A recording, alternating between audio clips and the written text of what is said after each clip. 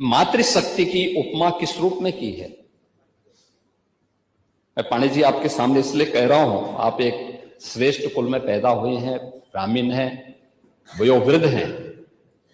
इस पूरे सदन में जो सबसे वरिष्ठतम सदस्यों में हैं, उम्र में भी अनुभव में भी, उनमें से आप हैं, इसलिए आप कम सम्मान करते हैं और इसलिए आप जो बात बोलते हैं वो व्यवहारिक बात बोलते हैं। आपकी जो बात थी वो किसी को बुरा भी नहीं लगती है। अलग विषय है कि आपका और संजय निषाद में इस समय क्यों किस बात को लेकर रंजिश चल रही है।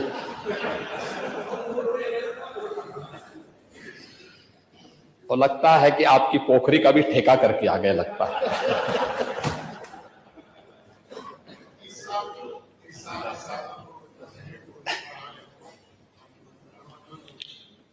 लेकिन महर्षि वेदव्यास ने कहा था, उनका कालखंड आज से 5000 वर्ष पहले था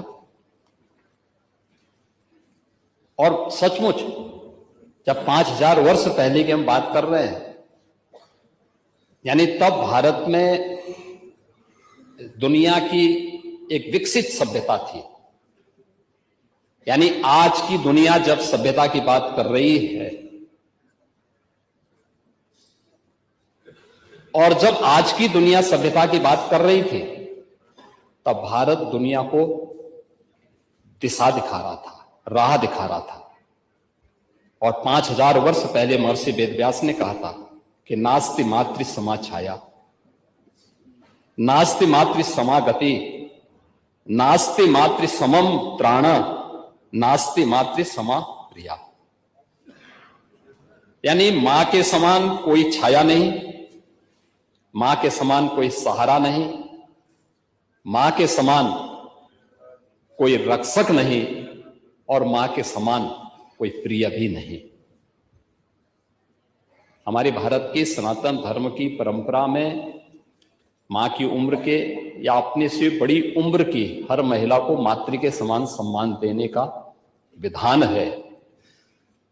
और किस प्रकार का आचरण आप लोगों का इस सदन में माननीय राज्यपाल जी के अभिभाषण के दौरान था और आप सनातन की बात कर रहे थे, ये मुझे इस बात को लेकर के, या तो हो सकता है आप इसीलिए सदन में उपस्थित नहीं हुए थे क्योंकि आपके नियंत्रण से बाहर समाजवादी पार्टी के सदस्य रहे होंगे, इसलिए आपने कहा होगा कि अब इन उच्छृंखलों के बीच में रहने से अच्छा है कि हमें स्वयं बाहर रहें। लेकिन आचरण जो भी था वो अच्छा नहीं था, वो अच्छा आचरण नहीं था और उस अच्छे आचरण की दृष्टि से आज इस सदन की अभिभाषण की शुरुआत में यहीं से करता हूं। अचानक प्रदेश का परसेप्शन खराब नहीं हुआ था, अचानक नहीं हुआ था, यही आचरण था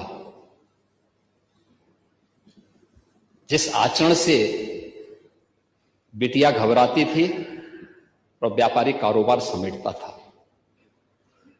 उसकी एक झलक अभिभाषण के दौरान भी यहां पर देखने को मिल रही थी और वह किसी भी स्थिति में मुझे नहीं लगता है कि प्रदेश का कोई भी व्यक्ति उसको स्वीकारेगा।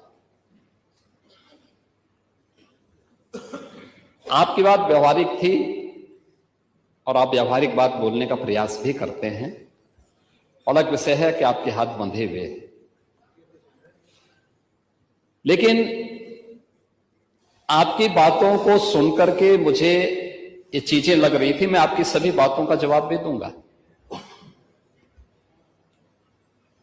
और जो गालिब ने भी कहा था कि गालिब उम्र भर में ये भूल करता रहा, धूल चेहरे पर थी और आईना साफ करता रहा। समाजवादी पार्टी के और मुख्य विपक्षी दलों के इस आचरण के कारण उत्तर प्रदेश का पूरा सदन अपने आप को आहत महसूस कर रहा था। आहत इसलिए महसूस कर रहा था क्योंकि यह अच्छी बात है कि पिछले 9 वर्षों के दौरान